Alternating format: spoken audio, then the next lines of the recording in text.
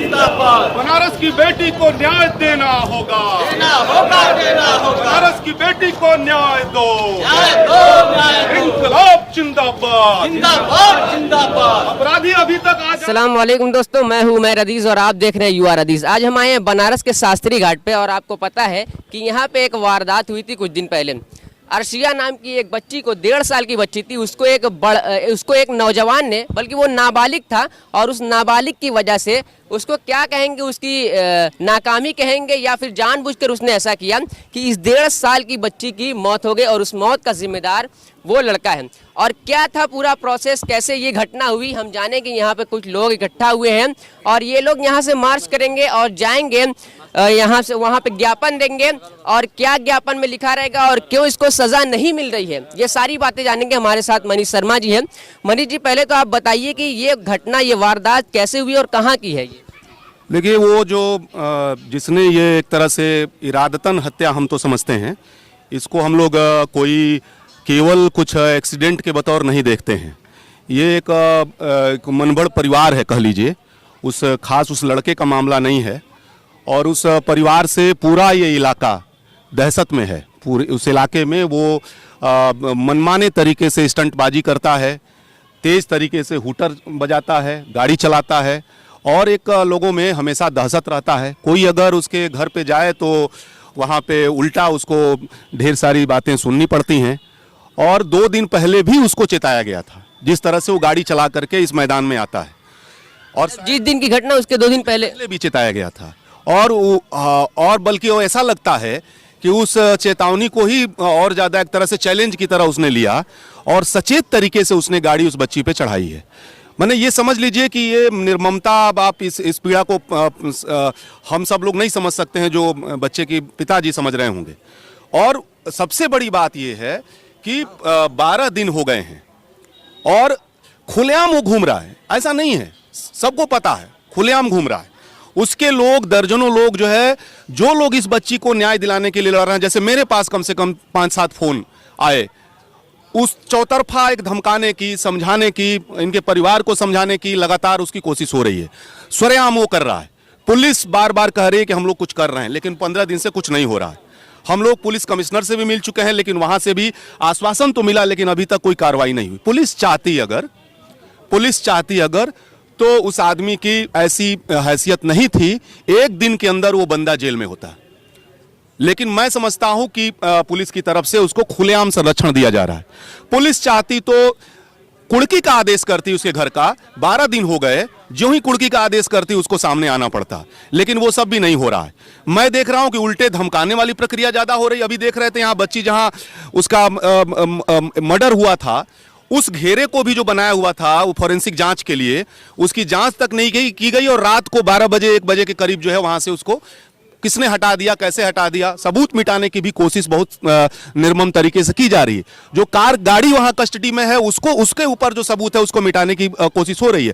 अभी तक कोई फॉरेंसिक जांच हो, कोई इस तरह का सीरियस किस्म का काम हुआ हो, एक भी ऐसा काम नहीं हो जो पुलिस कर रही है। लेकिन परिवार को आश्वासन दे रही है कि देखिए मैं कर रहा हूं। हम समझते हैं कि आज ये हमारी मजबूरी है, हम सड़क पे उतरना नहीं चाहते हैं। हम आज सड़क पे उतर रहे हैं इस मजबूरी में कि हमको न्याय चाहिए। और अर्शिया बनारस की बेटी है और अर्शिया एक गई है। अगर अपराधी को सजा नहीं मिली तो बनारस की कई बेटियां उसमें जाएंगी। और इसलिए ये बनारस का सवाल है, ये केवल हमारे आजाद भाई, इस परिवार का सवाल नहीं रह गया है। और इसलिए नागरिक समाज सड़क पे उतर रहा। आज हम जा रहे हैं, हम ज्ञापन देने अभी डीएम के नाम से वहां सर्किट हाउस तक जाएंगे और ये चेतावनी देंगे कि अगर 3 दिन 4 दिन के अंदर कोई कार्रवाई नहीं हुई तो यह परिवार और नागरिक समाज अनिश्चितकालीन आंदोलन में धरने की तरफ बढ़ेगा। आंदोलन को और हम तेज करेंगे, हम चुप नहीं रहने वाले हैं। जो भी कुर्बानी देनी होगी न्याय के लिए, उसके लिए लड़ेंगे और अंतिम दम तक लड़ेंगे। पुलिस, आपके कहने का मतलब ये है, आप ये कह रहे हैं कि पुलिस प्रशासन आपका साथ नहीं दे रहा है। तो जब पुलिस प्रशासन आपका साथ नहीं दे रहा है तो आपकी आगे की प्लानिंग क्या है? एक सवाल तो ये, और दूसरा सवाल ये कि आपको क्या लगता है कि इस मार्च निकालने पे क्या आपको न्याय मिलेगा? हम इस मार्च के जरिए कहना चाहते हैं कि ये परिवार अकेला नहीं है। पूरा बनारस इस परिवार के साथ खड़ा है। प्रशासन किसी गलतफहमी में न रहे, पुलिस कोई गलतफहमी में न रहे, इस परिवार के साथ जो भी कुर्बानी देनी होगी। ये देखिए पूरे इलाके के लोग जो है यहाँ पे इकट्ठा हैं। एक बात ये कहना चाहते हैं, दूसरी बात कहना चाहते हैं कि हम कानूनी कार्रवाई भी कर रहे हैं, हम अदालत में भी लड़ाई को लड़ेंगे, हम प्रशासन से संवाद भी करेंगे, और अगर यहां से भी हताशा हुई तो जनता को लेकर के बार बार सड़कों पे उतरेंगे। धन्यवाद। आपने देखा कि किस तरीके से एक छोटी सी बच्ची को, जी आइए हम उस बच्ची के पिताजी से भी मिलते हैं और बात करते हैं। जी जी, ये हैं बच्ची के पिताजी। तो आप बताएंगे कि क्या पुलिस प्रशासन आपका साथ दे रही है या नहीं दे रही है, और आप लोगों की क्या प्लानिंग चल रही है इस समय? 11 दिन हो गया आज, अभी तक कोई उस पर कार्य नहीं हो रहा है। खाली बातों से संतुष्टि दिलाया जा रहा है कि आपके पीछे काम मतलब मुजरिम को पकड़ने खातिर भरपूर प्रयास किया जा रहा है, लेकिन इससे हम संतुष्ट नहीं हैं। अब ये हमारी बच्ची है, आगे कोई और अरसिया ना जाए। बनारस की अब बेटी हो गई है, न्याय के लिए हम चाहते हैं कि सब लोग आगे आवें और जितना जल्द हो सके उसको गिरफ्तार किया जाए, अन्यथा उसके घर की कुर्की कराया जाए, क्योंकि इसमें पुलिस प्रशासन की कार्यशैली पे खुद हमको बताने की जरूरत नहीं है, वो खुद ही दर्शा रही है। आप लोग बखूबी ये सब देख रहे हैं कि आज 11 दिन हो गया, पुलिस क्या कार्रवाई कर रही, कुछ नहीं, बस खाली एक कागज पे मजनून बना ली है कि ये कर रहे, बस खाली दिखा रही है। और कोई पुलिस प्रशासन की तरफ से हमें कोई आश्वस्त भी नहीं करने आ रहा कि हमारा काम आपके मतलब कार्यशैली उनकी एकदम हमको एकदम मतलब कि ऐसा वो दर्शा रहे हैं कि जैसे हम लोग के घर पे कुछ हुआ ही नहीं है, क्योंकि उनके तरफ से कोई पहल अभी तक मजबूत हमको दिखी। आपसे एक सवाल ये कि क्या कहीं ऐसा तो नहीं कि वो लड़का जिस परिवार से आता है वो परिवार बड़े लोगों का परिवार हो, अमीर आदमी हो, और आप एक गरीब वर्ग से आते हैं, कहीं ऐसा तो नहीं कि उनका दबाव पुलिस पे पड़ रहा है? हम गरीब है इसीलिए हमको दबाया जा रहा है। जैसे मेरी बच्ची को कुचला गया, वैसे मेरे केस को दबाया जा रहा, कुचला जा रहा है। प्रशासन चाहती तो 1 घंटे में क्या, 1 दिन में 24 घंटा बहुत होता है, 11 दिन बहुत ज़्यादा हो गया पुलिस के लिए। इससे उनके कार्यशैली पे खुद आदमी शक कर रहा है। पीड़ित परिवार यही चाहता है कि जल्द से जल्द उसकी गिरफ्तारी कराएं। आबिद भाई, मैंने सुना है कि उस लड़के के खिलाफ मुकदमा भी दर्ज किया गया है, तो फिर ऐसा क्यों कहा जा रहा है कि पुलिस प्रशासन आपके साथ नहीं? पुलिस प्रशासन हमारे साथ इसलिए नहीं है कि जिस दिन ये घटना हुई, पुलिस के मौजूदगी में उस अपराधी को भगाया गया है डायरेक्टली तौर पर, और बराबर हम लोग थाने से भी मुलाकात किए, कमिश्नर महोदय के जाके मुलाकात किए, आश्वासन के अलावा कोई काम नहीं किया गया। इससे साफ जाहिर होता है कि पुलिस उसको बचाने का काम कर रही है।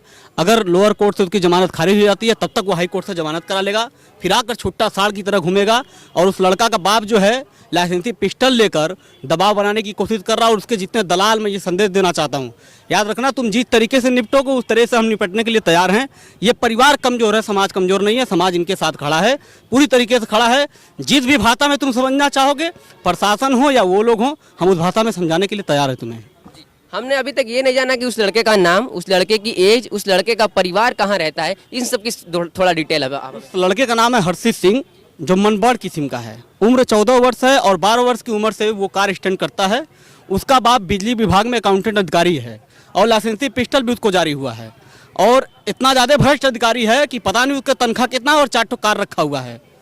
आज 11 दिन हो गया, प्रशासन को तो उसको कुर्की का आदेश कर देना चाहिए। अगर उर्दू नामधारी होता तो उसको कुर्की का आदेश करके उसका बिल्डिंग गिरा दिया जाता, लेकिन प्रशासन एक तरफा जो कार्रवाई कर रही है, प्रशासन को इससे बचना चाहिए। और बनारस की प्रशासन खास तौर से सवालिया निशान के घेरे में है कि कई मामलों में बनारस की प्रशासन एक तरफा कार्रवाई कर रही है। तो लोगों को इतना मत डराइए कि डर खत्म हो जाए। तो आप अर्शिया को न्याय दिलाने के लिए किस हद तक जा सकते हैं? किस हद तक आप हद देख लीजिए। आज सड़क पर उतरे हैं, कल अनिश्चितकालीन धरने पर बैठेंगे, डीएम को घेरेंगे, एसपी को घेरेंगे। जिस भी भाषा में प्रशासन समझना चाहेगी कानूनी तरीके से, हम उस भाषा में समझाने के लिए तैयार हैं। बहुत बहुत धन्यवाद आबिद जी हमसे बात करने के लिए। तो आपने देखा कि किस तरीके से एक मनबड़ लड़के ने एक छोटी सी नाबालिग बच्ची को, 1.5 साल की बच्ची को मौत के घाट उतार दिया एक स्टंट की वजह से। तो पुलिस प्रशासन से हमें यही उम्मीद है कि वो इनका साथ देगी, इनको न्याय दिलाने में। तो आप देख रहे हैं यू आर हदीस। अगर आपको ये वीडियो पसंद आए तो प्लीज़ लाइक करें, दोस्तों के साथ शेयर करें, और हमारे चैनल यू आर हदीस को सब्सक्राइब करना ना भूलें। मिलते हैं नेक्स्ट वीडियो में। अल्लाह हाफिज़। जिंदाबाद। बनारस की बेटी को न्याय देना होगा, देना होगा, देना होगा। बनारस की बेटी को न्याय दो, न्याय दो, न्याय दो। इंकलाब जिंदाबाद, जिंदाबाद, जिंदाबाद। अपराधी अभी तक आजाद क्यों, जवाब दो। आप दो, जवाब दो। अपराधी अभी तक आजाद क्यों, जवाब दो, जवाब दो, जवाब दो, शासन प्रशासन जवाब दो, जवाब दो, जवाब दो, बनारस की बेटी को न्याय दो, न्याय दो, न्याय दो, अपराधी अभी तक आजाद क्यों, जवाब दो, जवाब दो, जवाब दो, बनारस की बेटी को न्याय दो, न्याय दो, न्याय दो, इनकलाब जिंदाबाद, इनकलाब जिंदाबाद,